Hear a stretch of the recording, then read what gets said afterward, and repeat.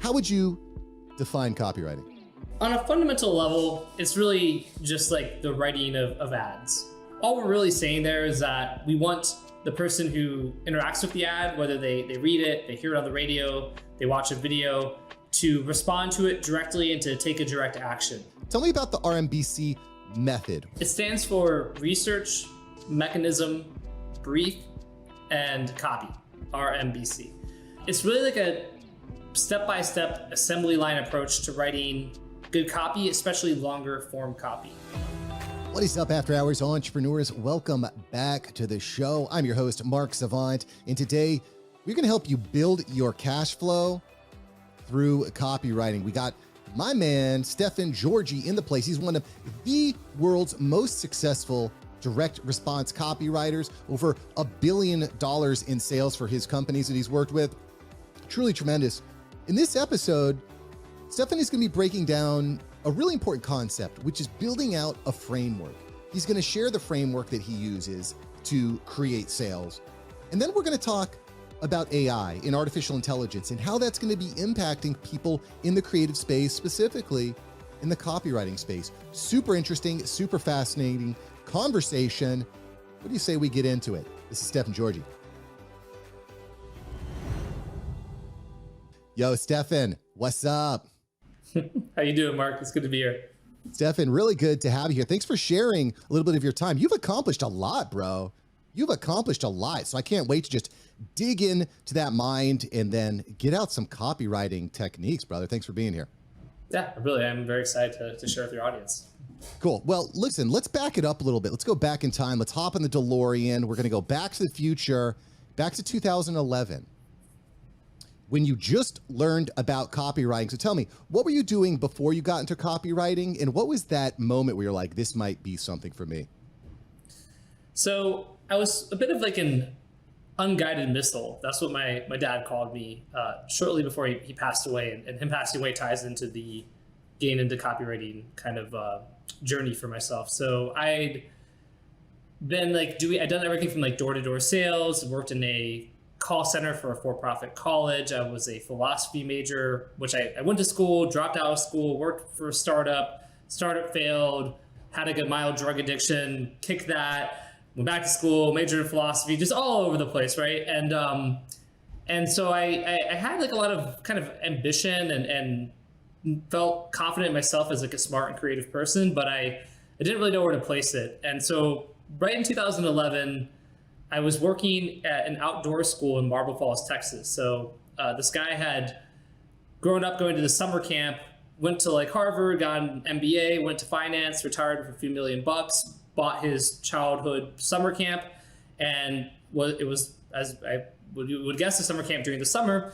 But during the fall and the spring, he turned it into like an outdoor ed facility. So kids from all over Texas, especially underserved kind of youth, but really everyone would come and stay for a few days, like a week, and learn about nature and things like that. And so I was working there. I was in a double wide trailer making about $200 a week. I had a roommate and 5 to 6 other trailer mates, but they did provide camp food. So I had a lot of like pudding and peanut butter and jelly sandwiches. But I was actually really happy. I was like really enjoying it because I was outside all the time. I was like the best shape of my life physically, because when I wasn't teaching kids about nature, they'd be like, hey, can you go chainsaw like these like wild shrubs and trees that are getting in the way of these hiking paths? So I was like just doing the like hard physical labor in the Texas sun. Like I loved it. And then I got the call that my dad had stage 4 cancer. It was a form of liver cancer, and that he didn't have much time. So I moved back home to I basically left that outdoor school. My plan had been to just sort of bounce around, go to summer camp and be an instructor there, then go back to the outdoor school. But I went back home to California and helped my mom and my dad for those last 4 months or so of his life. And then he passed away in October of 2011. And in November, I guess early December, I went to Las Vegas to kind of blow off steam and kind of decompress after that harrowing experience. And that's where I met a girl at a poker table and first discovered what copywriting was.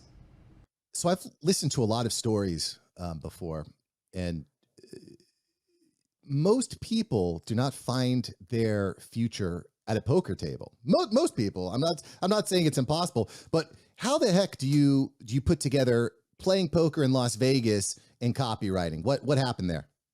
So it was luck, and I think a bit of that sort of, whatever you want to call it, God, the universe, or maybe fate, or maybe just crazy luck. But yeah, I was at this poker table, and I didn't have very much money at all. But in fact, I had lost most of the money I had the first night trying to play blackjack, and I had a couple $100 left that had to last me the rest of the weekend. So my buddy and I went and played poker the second day, and I won a couple $100. I played poker a bit when I was younger and kind of was okay at it. And then the last day, the third day on Sunday, we were playing. This girl walked in to the poker room, and I saw her at Caesars. It was really big at the time. Now it's part of what is like Omnia or Omni, whatever their nightclub is. I think Omnia. But at the time, the poker room was this really massive thing still, because poker was still much more popular. And there was, I don't know, like 100 tables. So she walked in, and I said to my table, I hope she gets seated here. And people kind of laughed because, other people noticed her as well. And but then she did, which is actually pretty crazy, because for anyone who's ever played poker at a casino, you don't just walk in and go sit down at a table. You see a host, somebody who is sort of like running the room, right? And then you say, I want to play, and they put you on a list, and there's a bunch of tables, and then they assign you a table based on how many spots are open at each table. So it's sort of like a luck of the draw thing. But she got seated at my table. And then, long story abridged a bit, somebody asked her what she did for a living, and she said, I'm a writer. And I wanted to talk to her because I thought she was attractive. So I said, like, what kind of writer? And then she said, I'm a copywriter. And I was like, wow, a copywriter, that's so cool. And I pulled out whatever my first generation smartphone was, and under the poker table, I Googled what's a copywriter, because I had no idea. But that was my first introduction ever to copywriting, was right then and there. Crazy, crazy, great. And fast forwarding a bit, the serendipity gets even deeper. Not only did this young woman set you on the course of your career path, which is in copywriting, but you also married her. So serendipity at best, and I will also say again, results not typical when meeting people in Vegas, by the way, ladies and gentlemen, just put out there. So that's true. So you've come a long way. I'm sorry, I'm just having fun. We're getting off a Christmas break, and I'm just having fun here, people. I hope you are too. And I'm hoping that Stefan can bring you some fun. Speaking of which, if you go to spg.fun/research, Stefan's got a special gift for you. That's spg.fun/research. So I do kind of want to clarify something here. How would you define copywriting? Because I think it can be defined in different ways, Stefan. How would you define copywriting? So on a fundamental level, it's really just like the writing of ads. So super easy, right? The type of copy I do primarily is what's referred to as direct response copywriting. So all we're really saying there is that we want the person who interacts with the ad, whether they read it, they hear it on the radio, they watch a video, to respond to it directly and to take a direct action. So when you hear ads that say, pick up the phone and call 1-888 whatever, or text HAIR now for a free trial, or you're on a website that says click now to sign up, right? All we're doing is we're writing kind of persuasive content, or from an advertising perspective, that's getting somebody to try to take action. But turns out it's a lot harder to do that, than one might expect, especially as you start asking for higher amounts of money. So getting somebody to give you an email address for a free report, like for the example of spg.fun/research, it's like the whole first module of my RMBC method. So it teaches you all these great ways to do psychographic research and understand your customer on a deeper level. And in exchange for that, you put in your email address, right? And then I'm not doing this as a pitch, I'm truly doing this as an example, right? Like my email list is really good. Like I've written some epic stuff. I'm talking about AI a bunch, all these amazing things on it. So to me, it's like a pretty low threshold transaction. But if I was like, if you said go to spg.fun/research, give Stefan $1,000 or $5,000, and he's gonna give you this module, that's a very different conversation that I would need to have with you on that page. I could just have a couple little bullet points, a little sentence or two. It's like I would probably need, an hour-long video of me talking about you and your pain points and your problems and what you're showing, that I really understand where you are, and then showing you a future that's radically different. And getting you emotionally connected and truly believing that if you gave me $1,000 or $5,000 or whatever it is, that I would change the outcome of your life by not just solving this urgent, desperate, bleeding neck pain point, but I would do it quickly, effectively, that there's no better solution. There's so many other variables that come in. So that's what it is. And like, as I mentioned, that's why it's not as easy as it might sound at first glance, because it definitely depends on what you're selling and how much you're charging. Yeah, well, it also depends on how well you can stand out in a world full of words. So much words, so much wording going on out there, so much copywriting. And, that's I'm going to kind of foreshadow the future just a bit, because we're going to be talking about your special formulated method, the RMBC method. Before we get into that, though, I want to back it up just a little bit, because, what I found to be a really important way to scale a business is to develop frameworks, to develop methods. And you might not necessarily be completely changing the game with your methods, but we put together methods and frameworks that make it easy to understand, easy to go through, proprietary to us in our business, that also is going to deliver a result, right? So when you started off in copywriting, what did that look like for you? You first got into copywriting. Your wife, she's like, you got to get into it. What was it like just starting off in the copywriting field? It was exciting and terrifying. So it was exciting because there was the whole realization that I can be creative and write and sort of have fun and actually make money and make a good living. So that part was really exciting. The other side of it was, okay, well, if I'm not good at this, or I don't do well, then I'm not going to make a good living, and I'm going to have to figure that out. And that was a reality early on as well. And when I first jumped in, though, the biggest thing was just imitation, which is how it should be, right? In a way, it's like they talk about, like an artist, first imitate the masters and then innovate. So imitate, then innovate. And I imitated, but I didn't have the frameworks or processes or really the underlying knowledge. So it still worked out, because I'm not like sitting here and be like, oh, I'm so smart, but I'm smart in that way. I'm pretty good at, like, you show me something and I can kind of understand like the gist of it and replicate it pretty faithfully.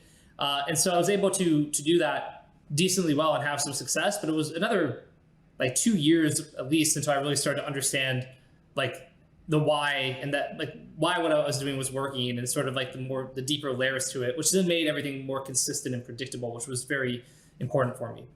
Yeah, well, that's really important when you're teaching people how to do it. It's got to be predictable. It's got to be replicable. Even going a little bit deeper, right? What kind of jobs were you getting at that time? Were you just writing, emails for companies, Facebook ads? Was this, one job, $150 for one job? How were you actually finding clients and generating cash, and what did those clients look like?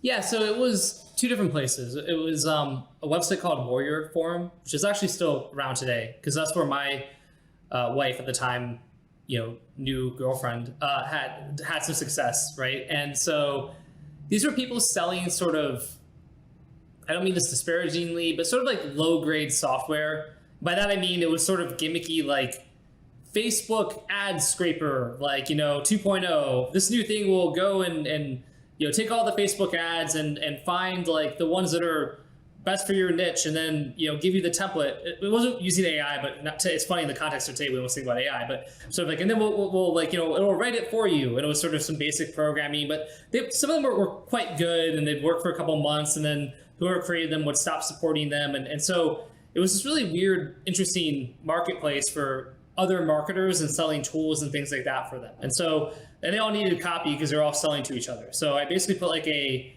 classified, copywriter for hire ad up there that was pretty good. And that's where I got my first clients, and they were paying like $149 for a sales letter, things like that. Whereas now I would charge like $50K pre-AI, which now I'm actually maybe charging less depending, which is an interesting dynamic. But there and then Upwork. At the time it was Elance. But I went to Upwork, and frankly, the first year or two, I would really just I looked at myself more as like a freelancer than a copywriter. So really, it was like anything that would pay me. So I did like SEO, like actual SEO. I would do SEO content writing. I built websites on WordPress. I didn't know how to do any of these things. I just I would like write copy for somebody and they'd be like, oh, I need a website. Do you know how to do that? And I'd be like, yeah, absolutely. And I go Google like, how do you build a website and figure it out, right? Like, can you run Facebook ads? I'm like, for sure. Like, and I would never lie. I was never like, I'm the best at it. I'm just like, yeah, I can do it because I could do it. I knew with Google as my friend, right? And so I wrote somebody's like a couple people's term papers for them, like for their college, like theses and stuff like that. So I was doing whatever, honestly, just to not be broke and out on the street, to be honest with you. I love it. Taking on all work, learning, like that's how you start your business. What's up, After Hours Entrepreneur? Mark here with an important message for you. You do not want to look bad and sound bad online. You don't want it, I don't want it, and your fans most certainly don't want it. I need to tell you from personal experience that the best way to improve the quality of your content is with Riverside.fm. Riverside.fm is my go-to for recording the highest quality podcast and video content from anywhere. So why use Riverside? Well, Riverside is going to give you the highest quality 4K video recordings. You're also going to get uncompressed, crispy, clean audio. Honestly, the best that I've seen. You're going to get separate tracks recorded when you're interviewing people and collaborating, which makes it very easy to change your audio levels. In fact, Riverside is even going to give you a video editor and social media clip creator directly within the program. Listen, it's time to avoid looking bad and start looking amazing. And the best way to do that is with Riverside.fm. Start free today and use code FRIENDSOFMARK for a special offer. Again, get started with Riverside.fm. Use code FRIENDSOFMARK and start looking and sounding like your best self today. All right, let's get back in the episode. Eventually, though, after a couple of years of getting in and digging in, you started to see probably a few things. Firstly, what is actually working? Yeah. Like, who is the problem? Who is the person that you want to help? What's the problem that you solve there? And you develop this RMBC method, which I want to hear a little bit more about it, because I think that for everyone listening there, if you don't have a framework built out into your business yet, I think it's really, really worth considering building out a framework. So tell me about the RMBC method. What does it stand for, and why is it important for copywriters to understand? For sure. So it stands for research, mechanism, brief, and copy, RMBC. It's really like a step-by-step assembly line approach to writing good copy, especially longer form copy. And, it came about because out of necessity, which is often the mother of invention, right? I had a client, if we fast forward into 2014, that was a large publisher of informational products. So like ebooks, guides, how to, like things like reports, stuff like that. And they were like, hey, we're gonna do the Hollywood model. We want to put out as like a ton of like new sort of like funnels and websites and offers, meaning like, new products that we're gonna offer to the public. And we think that, 20% will do really well. Like some will be in the middle, some are gonna bomb. We don't care, we want volume and we want you to do it. And so we're talking about each one of those things. You're writing a script, like an infomercial script essentially, but just for online. That's like at the very short end, 5,500 words, often 8,000, pretty average, sometimes 10,000. And they incentivized me to where they're like, if you can do 4 of these a month, we'll pay you $1,000 each. If you can do 8 of them a month, we'll pay you $2,000 each. And if you can do 12 of them a month, we'll pay you $4,000 each. So there's a difference between making $4,000 a month or $48,000 a month. Plus there was some other sort of bonuses and things where I could get up to like $70,000 in a month. And I never made more than like $10,000 in a month, and the years fall, leading up to that as a freelancer. Well, hold on. I just want to pause for a second here, because to most people, the idea of making 80K in a month writing is probably pretty eye-opening. How did you find that? How did you find that potential client or that particular client? Yeah, I think it's some good fundamentals that I would share. Again, I think the title of this podcast can be like the world's luckiest boy, Stefan Georgi. But but it's both. It's a combination of like I get lucky, but I also make my luck, right? And so it was a client who had hired me on that Warrior Forum website, and I was charging $497 for a sales letter at that point. And he had said, hey, I'm going to pay you $1,000, make it really good. And so I'm like, oh my God, right? This guy paid me double. I'm going to make it really good.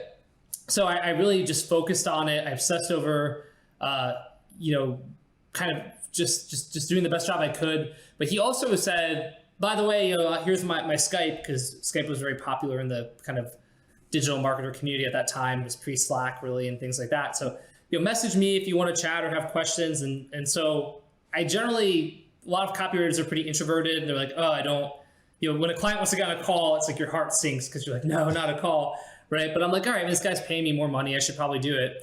And then the guy just starts like kind of pontificating, but it makes sense what he's saying. So he's sort of like talking about the structure of copy and like the rhythm, and he's giving me all of these resources. And so he helped me to kind of, and I guess where I make the luck is I actually listen to him, because I've now mentored thousands of copywriters. I can't tell you how many times they're in love with the idea of making money without having to work a lot, but the idea of actually getting good at the craft and working, it's like not as exciting for them or as appealing. So they don't, you have to put in the work, and I put in the work too.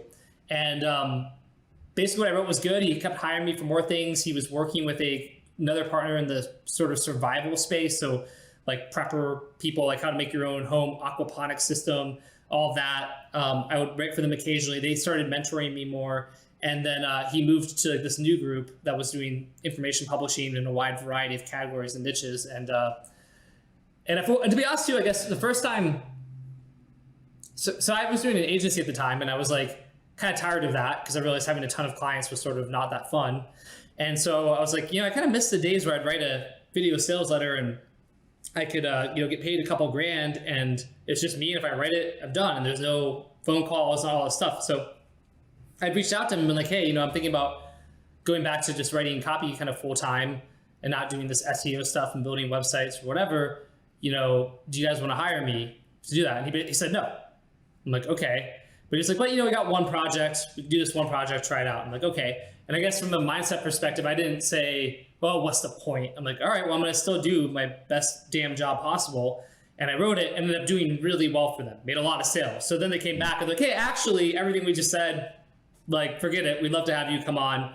And from there, they had to come up with this sort of structure, and they did. And funnily enough, I'm not, can I say this one? And most of them, I haven't said their name. They're very private. These people still, it's nothing sketchy. It's like a Eastern European kind of cultural thing where they're just very like private about their stuff. But we just did another deal with them where they just paid myself and my two partners like a healthy 6 figures to do a new tranche of sort of things for them. And this is like 8-9 years later. So they're still a great client for us, but it always comes back to, doing the right thing. So the one other thing, Mark, I want to say though, just on an even more broad universal level, is like I really treated it like freelancing and copywriting as like a business, and I was in the service business. And how do I like provide the best service possible? So how do I communicate well, actually meeting deadlines, being like prompt, all these little things. Like if you go back, I have the screenshot of the first guy who ever hired me for a sales letter, Brian Zimmerman. And I sent in the copy. He's like, wow, like you're a day early. That's really surprising, because like nobody's like early, right? Especially a lot of copywriters. And so just treating it like a professional and treating like the customer, them as like a customer, and I'm in the customer service business. Like I got so many referrals that other people wouldn't get. I mean, just insane amounts of referrals. And so many of those people, another guy hired us in 2022 for a big project, and he's got like a, borderline unicorn startup company now. It's like, it's crazy because there's a long tail where people are today is not where they're going to be tomorrow. So, you don't want to burn bridges and treat everybody well, but then just being like a professional goes such a long way, and it's such an easy thing to do. And yet anyone who has ever had a poor customer service experience can kind of realize that that's not how it often goes. So that's one really easy way, regardless of talent, ability, anything else. It's such an easy way to stand out. And it sounds almost too easy or too simple, but it's extremely powerful. Well, I definitely agree with over delivering. I mean, just over the last couple of months, I brought back 2 clients that I had worked with in the past. I'd helped them launch podcasts, and then they're like, all right, we're going to do it on our own for now. And they came back a year later and said, hey, Mark, now we're ready. And I think your example with the copywriting, you did a great job for them then. And when you perform, people tend to come back, especially when when you can, one of the reasons I love the copywriting field too, is it's very easy, I think, to connect. I wrote this ad. This is how many sales came from it. I think it's nice when you're able to draw that connection and certainly within your client's mind too. Yeah, absolutely. I mean, getting data, and that's so important for anyone who's an aspiring copywriter, is like the data is so valuable because otherwise you don't know how your stuff did. You don't know, did it perform well? Did it perform poorly? But whether, you're writing for somebody else or for your own stuff too, right? Having that data is incredible. I just had a long-term friend, first-time client, yesterday, today, has been texting me. I wrote like a new thing for them for like a turmeric supplement, and they're great. They're like a really awesome brand. I can say it, Native Path. It's a great company. And he's like sending me like, screenshots. So I'm like, I see the data. I know it's working. And he's sort of telling me like what the data means to them. And then there's updates. And so having that is so valuable. Plus, self-promotionally, I can go around and be like, hey, I just wrote this awesome thing. It's working really well. Isn't that great, everybody? By the way, send me a message. So that's always helpful too. Yeah. Listen, testimonials, they definitely go a long way. I want to, before I move, I really want to talk about AI, artificial intelligence. We're going to get to that in just a minute, ladies and gentlemen. But I want to stay on this framework here for just another moment, the research mechanism, brief and copy method, the RMBC method that you devised. So you're working with this client and they're telling you that if you scale up your production, they're going to scale up your compensation. Do you think it would have been possible for you to scale up to that many episodes if you didn't develop a framework? Do you think it would have been possible to meet that without the framework? No, I don't think it would have been possible. I think that I hate saying that something's impossible, but it seems very unlikely because it really forced me to have to look at copywriting as an assembly line type of process, which is true because really it's like the same stuff again and again. This actually will tie into AI. We'll table that for a minute, but really like the whole point of RMBC was just like, how do I have efficiency at scale? And for these guys, scale was like 12 VSLs a month, which is a lot of scale still. With AI, I think the new scale might be like 30 or 50 VSLs a month or like 60, right? Because AI is going to change a lot of stuff. But it's really like, the foundational framework there of RMBC was just like, okay, research. So psychographic primarily. What are the market's pain points? What are their hopes and dreams?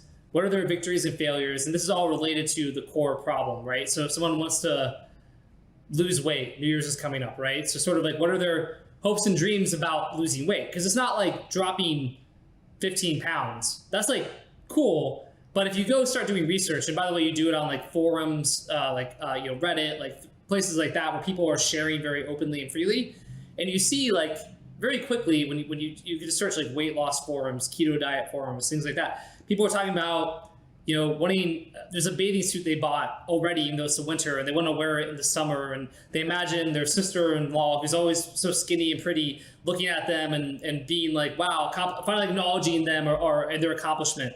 Or like a husband or children that they want to like look at them with like more respect and admiration, or it's just for them and feeling like they've more confidence in their life, right? It's these deeper things that they're hoping for. And if you look at their failures, it's like what's it been like when they failed in the past, where they bought that swimsuit and it didn't. They got to the summer and they were still overweight. And how did they feel? Because we don't want to beat down our prospective customer, but we want to relate to them. Be like, maybe you failed in the past. Maybe, you've had an experience like this and it can be one of the most frustrating things. And we want to show them that they're understood, that we truly understand, who they are and what they've gone through. And if people feel understood, it's like building rapport in sales, right? If they feel understood, they're much more likely to then listen to you and trust you and let you guide them because you actually understand them. So often it's like going to the doctor's office and you've got some bump that you've been super worried about, and the doctor just comes in and goes, yeah, it's fine, and like walks away, right? And you're like, man, like you in your head, you have all this stuff you want to tell the doctor, and like the context, the background, the doc doesn't care, and you feel like so unseen and frustrated and things like that. And so that's how a lot of marketing is. They don't take the time on the psychographic side. So, but it's really just the same questions. And then the other couple questions is really just about competitor products, right? What other solutions have they used? What was their experience like? What did they like? What did they not like? And so you can kind of compare and contrast.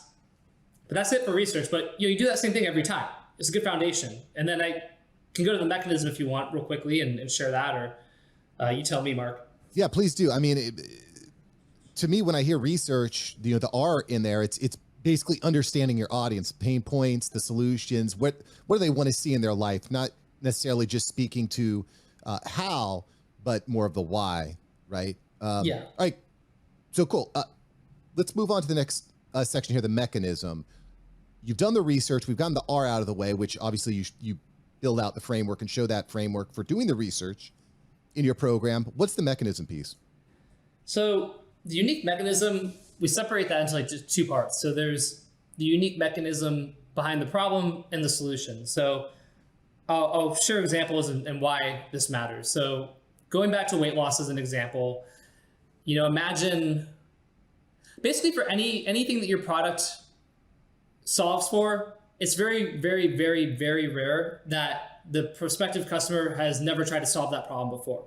So if we go to weight loss, it's like they've probably tried other diets. Maybe they did Weight Watchers, they went on keto, they did Atkins back in the day, they tried some lemon detoxing they saw on TikTok. Like they've tried a whole bunch of stuff. And yet here they are still not, where they want to be. And so part of it is finding a way to explain like, well, here's the real reason why you haven't gotten results yet. So for example, maybe you discover that there's some, previously unknown hunger hormone. I mean, there is a hunger hormone, but imagine there's one that no one's heard of that scientists at Harvard find, and it's like totally legit science. And they're talking about how, like basically this hormone, if it controls hunger, but as we get older, we have less of the hormone, right? And it's in the gut, let's just say. I'm making this up, but it's pretty like kind of what we find often happens, stuff like this. And then you find that the ingredients in your weight loss supplement, for say it's a supplement, help to like increase the activity of that hormone. And you can kind of like, oh, hey, okay, like, so one of the real reasons why, you've had so much difficulty controlling cravings and appetite in the past could be because of this hormone. Like there's a bunch of research, but we didn't know about it until just now. It's just like new discovery. And so if you didn't know about it, how could you have done anything about it? And so maybe that's why you struggled, but we've created this, new breakthrough. Now we're getting to the solution that activates the hormone. So, well, if the hormone controls hunger, but it gets deactivated as we age and this activates it, what could that do for your weight, right? And so you're just sort of like taking, like, here's the real reason you haven't had success yet, or what could be the real reason. You don't have to say it definitively. And then you're, sharing how your practice is a solution. So let me give you one more example so it's not all about health. Like, I love doing an example where it's like a fishing pole, because people always go, well, I'm selling a commodity. So how do I, how do I do a mechanism for a commodity? So, if I do like a fishing pole, I'm like, well, what's unique about it? And so like maybe what are the materials? What are like is it made from titanium or graphite or aluminum? I don't even know all the materials, right? But if you look at the material, is that material different than what other fishing poles are made from? And then how does that affect the fishing pole? Maybe it's lighter.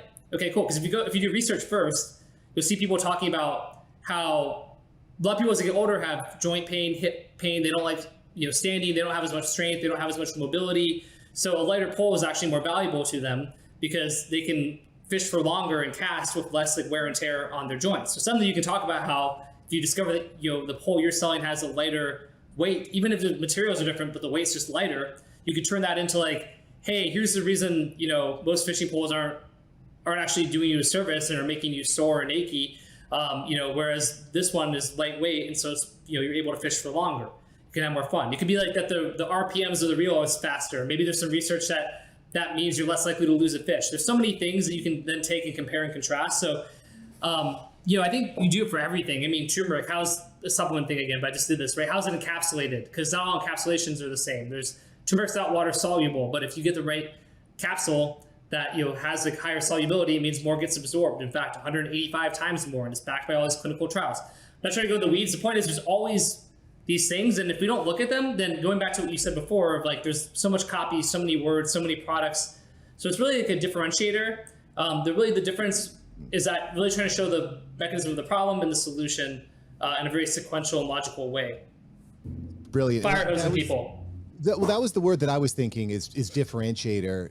Because you've done the research and you have a pretty good understanding of the problem of that pain point that your reader has. Well, then you can go and try to pinpoint this is why it hasn't worked and this is why it will work when you buy product X because of this method, this release capsule, this type of lure, etc. I mean, that makes a lot of sense. And obviously we can't get into all the nuts and bolts here, But brief and copy, why don't you just give us a quick overview of brief and copy, which are the last two parts to the RMBC method? Yeah, so brief, I'll be pretty fast on. It's really just a series of questions that you're asking before you start writing. So like what is the product? But instead of just saying the product is a fishing pole, kind of in this brief document, you kind of write out like as if you were selling the fishing pole to the prospect, write it in the brief. What's the background story or discovery story, right? So did Mark, create the fishing pole because he was tired of a sore arm? Was it a team of expert fishermen? Was it, right? Like what is that story, the origin story of the product or the brand or whatever it is? And write it like you would in the actual sales copy. And the reason you do that is because you sort of go through piecemeal and suddenly you realize when you go to write your sales letter or your long form copy, so C for copy, you're like, oh crap, I have most of this already written, right? Like, because part of the copy, it's really like the lead, which is like your opening, grabbing attention, bringing them in, your prospect in, curiosity, things like that. There's a background story like, hey, me or someone, like me used to be like you, in pain or struggling. Here's like sort of the story. There's a unique mechanism of the problem, right? I was struggling, and then I discovered that this was the real cause of my problem. The solution, unique mechanism of solution. Like then I realized, well, if this is the problem, could we just do this? And it turns out with some tweaking, it worked. And then there's sort of the product build up and reveal. So I got together with the team. We spent all these countless nights eating Chinese food and working around the clock, and suddenly product was born, right? And then the close, which is really just telling them, hey, now you've heard all about product, it's time for you to buy it, and selling them on it and why it's better than others. And there's a bunch of like little sub steps in there, but really like that's the structure. So go back to like RMBC. It's like, okay, if the lead is really calling out the prospects, getting their attention, speaking about their pain point, promising a solution, making them really feel like understood, then we did all that in our psychographic research. And that whole part about the unique mechanism of the problem and solution, well, we did that in the mechanism phase because we wrote it out. And then even the background story, well, we did that in the brief. We introduced a product, well, we did that in the brief. The close is very formulaic. It's the same thing. So suddenly when you go to write copy, it's like pretty much all written for you. And then it becomes way, way easier. Because what I found personally would happen is I would start to write, have good ideas, not really know where to start, or even if I knew where to start, I'd get like a page or two in and then just get frozen and not know where to go next. So having it all like this is where you basically are much less likely to get writer's block or get stuck or to kind of freeze. And so that's what makes it so powerful. Love it. Love it. Thanks for kind of bringing that all together here for us, Stefan, because basically what you're telling me here is if you have the right prep, if you do all the right preparation, it makes it really easy to write. Yeah. It makes it much really easier to type. Yeah. Because I think, when I think about copywriting, what that says to me is, I'm just going to go and type something on Facebook, or I'm going to type something into my email list without actually going back and doing the research and better understanding who I'm typing it for, what are their pain points, why am I different, and kind of thinking through that before I even bust out the keyboard. That makes a lot of sense. And by the way, y'all, we are just scraping the surface here because I'm kind of rushing to get to AI because I'm obsessed with this topic. But you can find out more at spg.fun/research. Guess what? I'm making it super easy. I'm going to put a link right below so you can learn more about this method and how you can stop just typing and start selling. For Pete's sake, stop typing all the words. Start selling more. All right, let's go. All right. Now that I've gotten that off my chest, Stefan, let's talk about artificial intelligence because it is all the rage. In December, we had a program called ChatGPT go completely viral, which is basically an AI writer. It's artificial intelligence. It's actually going to write stories. It writes transcripts. It writes all kinds of stuff. So, Stefan, should I be worried? Am I about to lose my job to a robot that's just going to type everything out for me? What's going on here? So it's a huge topic. I'm obsessed just like you are. I think I have to be because I do think it's an existential shift, not a threat, but there's a shift happening. And I think a lot of copywriters will actually be out of a job, but I think they're generally going to be the copywriters who were in it for the wrong reasons, who were sort of not ever learning the fundamental structure and sort of like all these important elements, essential elements of effective messaging and copywriting and things of that nature. But even sort of just like content writing, I think the shift is that you're going to be more of like a engineer, architect type of person who is assembling pieces and also refining and fine tuning them versus the generator of content. So for me as a copywriter, I mean, it's amazing. Like I'm producing, what used to take me back in the day when I was like, trying to change my life and doing 12 VSLs a month, that was insane, right? There's basically nobody's ever done that at that like level. And by the way, they were good, right? The company grew to 9 figures, and it's basically been a 9-figure company every year since like 2014. So that alone has helped to, get to my $1 billion in sales mark, right? And that's just one client. But it wasn't sustainable. I did it for like 6 months, 7 months, and I started trying to build like an agency internally for them and other things, but it was very difficult. But normally if you hire me right today, I'd be like, yeah, it's like 50 grand and it's going to take 8 weeks, right? Sometimes I charge more like 100 grand, 75 grand, but 50 grand, like I really want this, buy a new house, need some money, 50 grand, whatever, right? It doesn't actually take me 8 weeks though. It might take me like a week, some change, but now like it takes me like a day, right? 2 days. And it's because of all the prompts and all of the stuff I just described. Like for research, it's like doing the right prompts on ChatGPT, for example.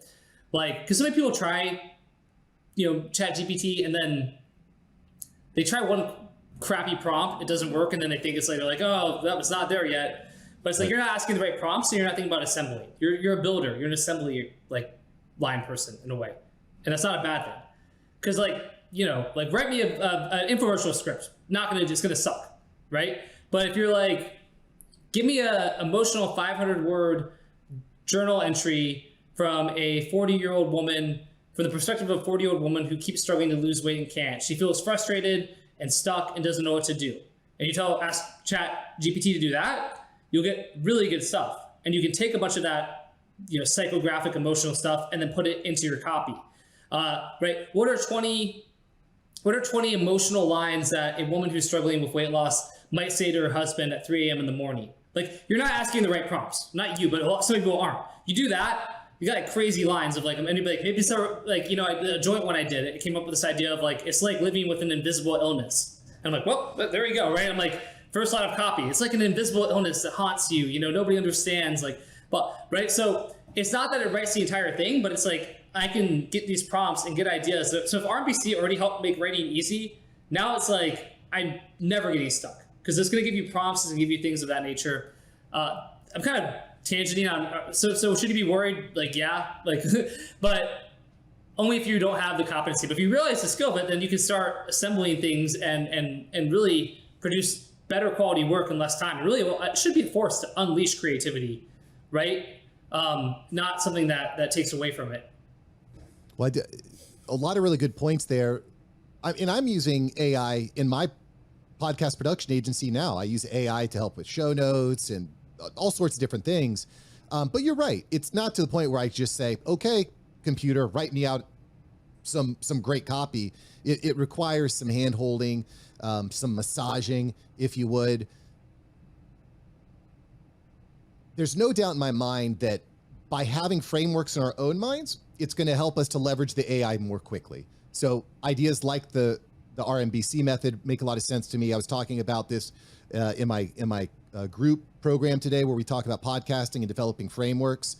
The concern that I have, Stefan, for people in the creative world, though, is that I think the outside perception is going to be that, why would I hire that person to do it when I can just have a computer do it, right? Why am I paying someone for 8 weeks of work when it only takes them 2 days to do all the work? You know what I'm saying? So I wonder, is this going to impact the amount of compensation that we get as creators because more and more people can flood the market? Is that a concern? I think it's a concern, but I think with AI, so much of it becomes about like, how do I say this? It's more quantity and economies of scale. And so as an example, we've sold some packages recently to people who, are direct response companies, where it's like, hey, we'll do 10 VSL scripts, we being myself and my 2 partners, and a bunch of my ventures who are both incredible copywriters. And we're like, hey, we'll do 10 scripts for you for 150,000. And they're like, deal, right? So I've closed like over $500,000 in new sort of revenue in the last 30 days for selling that. So it turns out it's actually a lot easier to sell that than to sell one for 50. So obviously not everybody needs, you have to find people who can work with quantity. Although I think because AI enables such exponential quantity, you're going to see more of that. And so one of the solutions I think is so it's funny because we lowered our price, but we're charging more and making more, right? So, and the time that it takes us is roughly the same. We're not taking, as in like to do 10 is what it used to take to do one. So we're not really even doing more work. I mean, right now a bit because we're really down in these processes. There's a lot of stuff that, to make it efficient for us to then scale that even further. But so it changes, but it doesn't destroy it. So I think that's one part. And I think the other part is that there's going to be people who say that whole sort of like, well, the machine can do it, but if they keep getting not great results, right? Because they don't modify it at all, like then they're just going to, because it's really no different from my perspective in a way to what we have now, where there's clients out there for copywriters who go, I can get someone on, Upwork to do this for $100. Why am I going to pay $10,000? And it's like, good luck with that. And then, they come back a month, 3 months, 6 months later, like, well, I hired 100 guys at, $100 and I'm still not where I need to be. So now I'll pay you 20,000, right? They kind of realize it. So I think that there's going to be some people who use that as an excuse, just like there's people who use cheap labor, kind of like through like freelancing platforms as an excuse before. But I think the smart clients they really care about the outcome more than anything else. And so I don't think it's an existential threat. But I think, content marketing, like doing SEO content writing is in way more danger in the immediate future. But even there, again, like how do you sell packages? How do you say like, I'm going to make sure that it's Google proof. I'm going to, I think you have to expand beyond being like it's fine. I mean, you are like a technician because you're sort of assembling things, but then you also need to expand to offer more services and more like ancillary support services. And I think that's sort of the shift. So I think there's shifts that are happening, but I don't think it's an existential danger from that perspective. Well, I think that your perspective on how to tackle it is probably one of the best perspectives I've heard, which is, maybe not just focused on one aspect of what you do, which is the copywriting, but how can I develop a more comprehensive solution, which makes what I'm offering unique? And furthermore, to your point, the client base that you serve matters a lot too, because if you're targeting rich, wealthy business owners that have a larger budget, you're going to be less replaceable, I think, than say someone who's, I don't know, writing $100 in copy for one client a week or something like that. Trying to increase your skill level and leveraging the tool to land bigger accounts to provide more comprehensive solutions, right? Am I kind of summarizing that accurately? Yeah. Sorry, I didn't mean to speak over you. Well, because that makes a lot of sense to me, because I'm worried, right? And there's a big push for universal basic income, because there's this belief system that there's so much tech, there's robots and AI that's doing so much that we're just going to be these meat bags like in the Matrix. You know what I'm saying? I don't want to be a meat bag. I want to be building and creating. And so I love this idea of building out a framework, building out leveraging the tools for scalability, in creating comprehensive solutions. But I don't know, I still feel like it's going to be very difficult for people that are just starting out or at the very beginning of their journey to get in, because they're going to be competing at a lower price point, if that makes sense.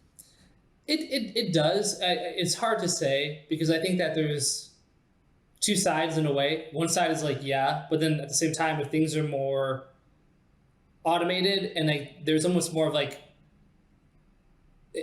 more of a universal skill and being sort of a project manager, like I put these predictions. I did like a post on Facebook with like 13 predictions about AI, and then I don't know what it's got. Like, it's not crazy, but I got maybe like 100 shares, which is pretty good for me for Facebook, right?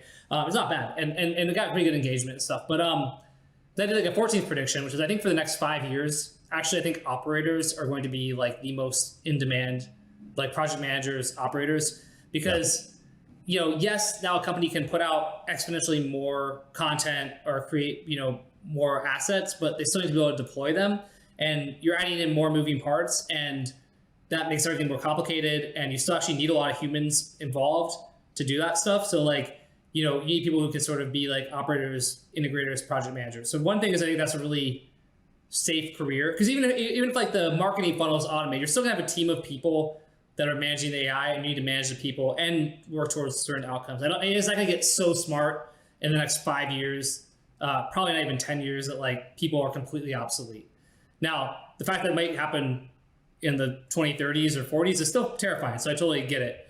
But at least short term, I think we're pretty safe. And then, yeah, so somebody comes in now, it's like they are able to shortcut a lot of like this whole learning curve that would have to get mastery.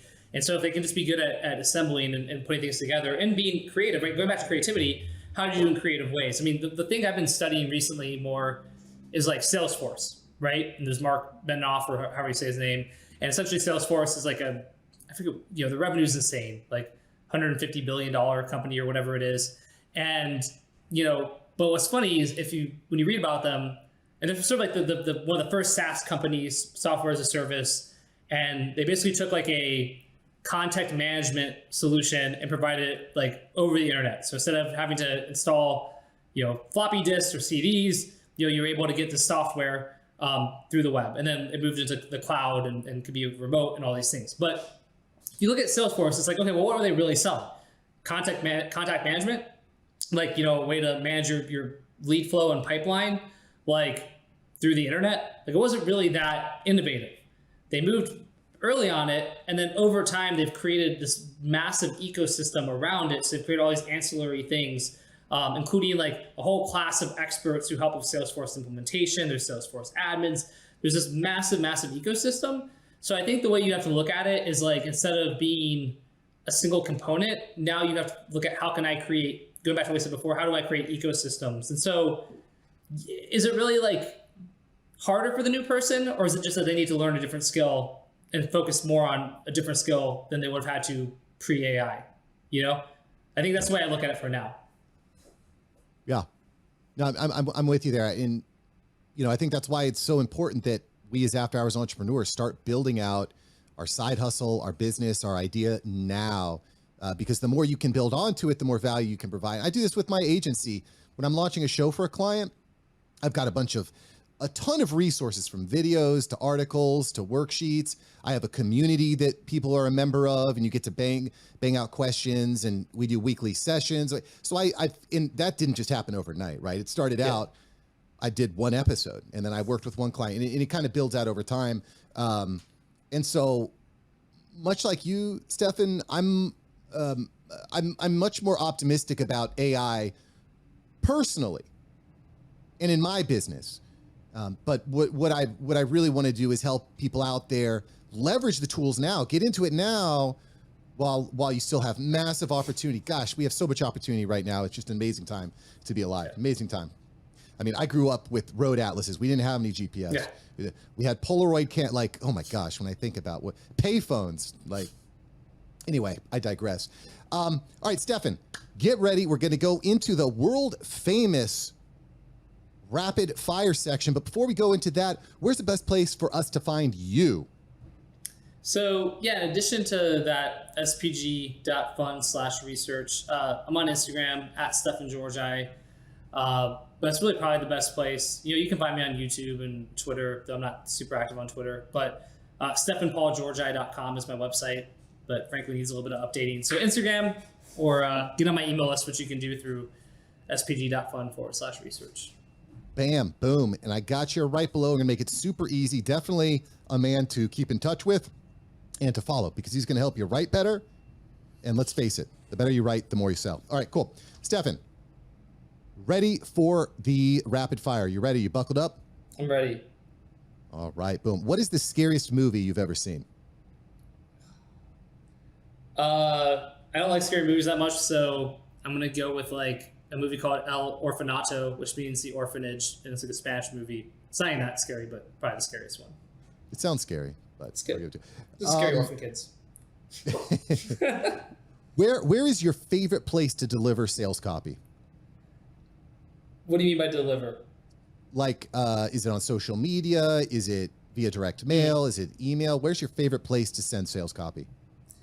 Through websites and using video format, Websites and like landing video. pages. Yeah. If you could be any kind of animal, what would you be? Like a bear. Ooh, Yeah. I like that. You get some hibernation time too, so it's not Yeah. so bad. What is, if you could live anywhere in the world, where would you live? Probably where I'm living now, which is like the Scottsdale area. Pretty happy where I live. Love that answer. What would you order for your last meal on Earth? I want the bolognese from Bootlegger Italian Bistro that's in Las Vegas. Been there since like the 1920s or 30s. I'd get their little garlic bread things with the marinara at the start, Caesar salad. Bolognese is the best bolognese. I've had many hardcore Italians go and they all agree it's like the best bolognese ever. They have the Classico martinis, which I do gin for. They've got like a spicy little olive in there. So I've had a couple of those. And I'm not even a big dessert guy. I mean, I'd get one because it's my last meal, but really it'd be all about that bolognese and Classico martini. I'm down. I love me some bolognese. That's good stuff. So good. If you could sit next to anyone on a plane, who would you sit next to? Elon Musk. Basic, but Elon Musk for sure. Very interesting character. And final question here for you. If you had 10 seconds with yourself 10 years ago, what would you say? Most people just stay the course, like most people do. They underestimate what they can, or overestimate what they can do in a month, underestimate what they can do in a year. Just extend it out to 10 years. If you just stay the course, you'll be in a good place. I love that. Words of wisdom, Stefan. Thank you very much, brother. Thank you. Boom. Thanks for listening to today's episode. Smash the subscribe button if you have not yet. There is more content coming to you. And I want to just stress one thing that I think is really important about this episode. And that's, if you're going to build up that six-figure year, that six-figure business, it's really important that you build out frameworks. My podcast company has a podcast launch kit. It's a podcast launching framework. It's a framework that's proven. I understand it. It works. It makes it very easy for me to scale up my offerings and to build modules and checklists. I'd really challenge you, if you find something that's working, if you find something that you're passionate about, if you find something that people are willing to pay you for, build a framework. Build your framework. Watch what happens. All right, that's all I got for you today. Thanks for listening to the After Hours Entrepreneur. Thanks for subscribing. We'll catch you here next time on the show. Go take action. Peace.